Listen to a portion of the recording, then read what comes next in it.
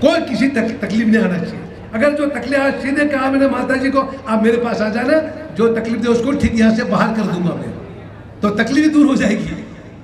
तो इस तरह से करके हमने काम किया। और मैंने अशासकीय संस्था, सरकारी संस्थाओं में अनुदान मिलता था, छात्रवृत्ति मिलती थी, पर अशासकीय नहीं मिलती थी। पर मैंने सरकारी संस्थाओं में जो मिलता वो मैंने अशासकीय संस्थाओं में लागू कर दिया।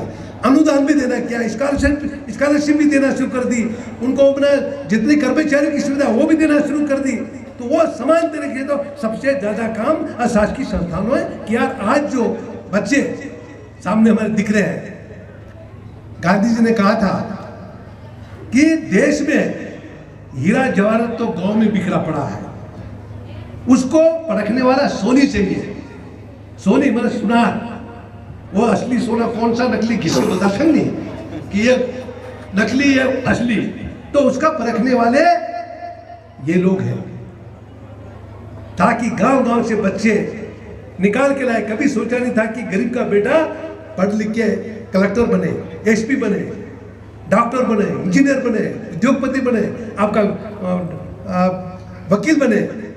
तो वो सपना संस्थाओं के माध्यम से आज जो मैं बताया ये हो रहा है। इसी बात को लेकर मैंने आगे बढ़ाने का काम किया।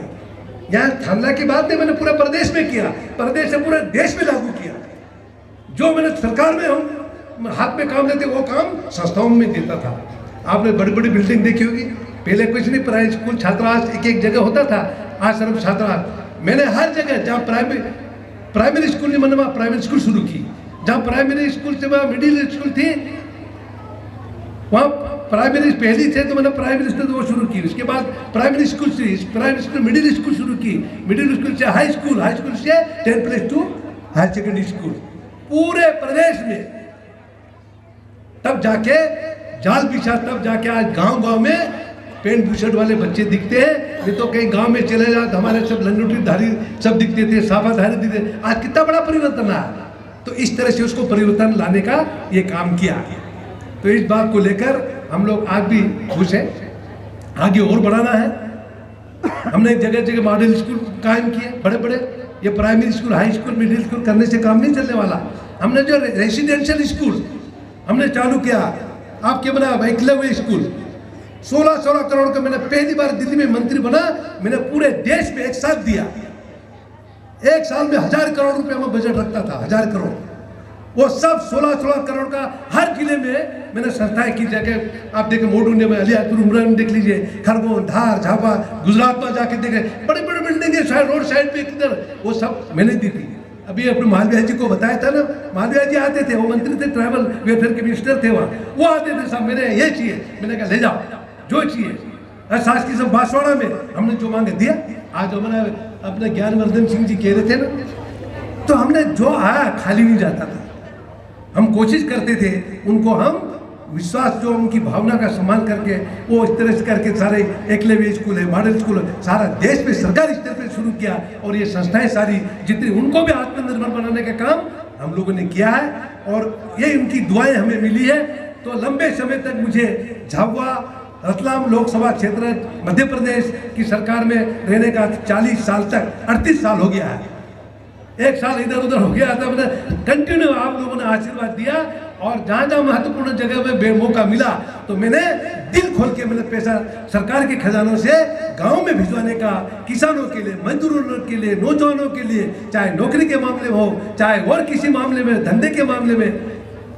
किसानों की उपज सस्ती होती थी। मैं कृषि मंत्री बनते मैंने कहा भाई मैं खुद किसान हूँ। आप किसान कितनी मेहनत से काम करता, धूप में, बारिश में, ठंड में, महंगा डीजल, महंगा मजदूरी, महंगा घासलेट, महंगा पेट्रोल, महंगी की कई, पर उसकी कीमत बहुत सस्ती आती थी। 600 रुपये गेहूँ होता था उस समय, 400 रुपये। हमने उसको 1600 से 1800 क्विंटल उसको कर दिया। सोयाबीन 1500, 2000 से में आता था 700-800 रुपये सोयाबीन, 1000 रुपये था, पर उसको हमने 4000 तक क्विंटल करवाया।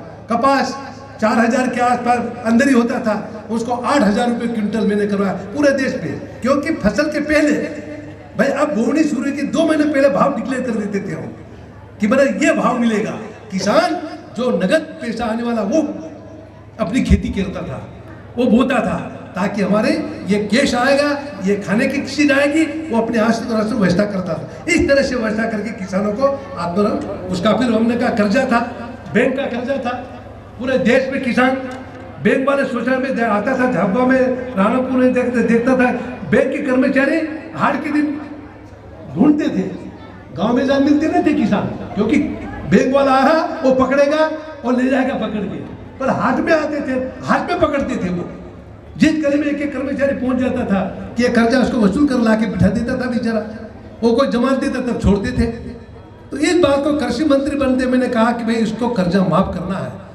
सोनिया जी और प्रधानमंत्री जी ने कहा कि भाई कितना होगा पूरे देश में, एक राज्य में तो कर्जा माफ नहीं कर सकते, पूरे देश में तो करीब 30 लाख से 40 लाख किसानों के ऊपर कर्जा था पूरे देश में, तो 72,000 करोड़ रुपया एक मुश्त माफ कर दिया। किसान हल्के हो गए।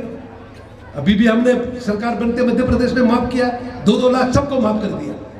आज किसान भी खुश हो रहे हैं। तो ये किस तरह से हमको लोगों को उनके परेशानी से उभार सके, किस तरह से उनको मदद कर सकते हैं, ये हमारा हमेशा उद्देश्य रहा। उसी उद्देश्य के तहत हमने जो आश्रम में मदद की, हमारे जीवनवर्धन जी ने बताया, हमारे साहब सोमदेव जी ने बहुत सारी बातें बताई। तो ये सारी चीज, इसलिए सभी को हमें एक सूत्र कार्यक्रम लेके चलना चाहिए कि हम किस तरह से दिन दुखियों गरीबों को मदद कर सके और गरीब बच्चों को कैसे पढ़ा के एक अच्छे नागरिक बना सकते हैं। तो इस संस्था ने जो योगदान दिया है उसको मैं बहुत बहुत बधाई देता हूँ। और प्रेमलता जी आज हमारे बीच में नहीं है, पर उन्होंने हमेशा आके हमें याद दिलाती थी और ये सारी कार्य योजना बताती थी, तो हम लोगों ने हमेशा काम करने का काम किया। तो ये भी आप लोग इस बात को जानते हैं। और सोलंकी जी भी यहाँ थे,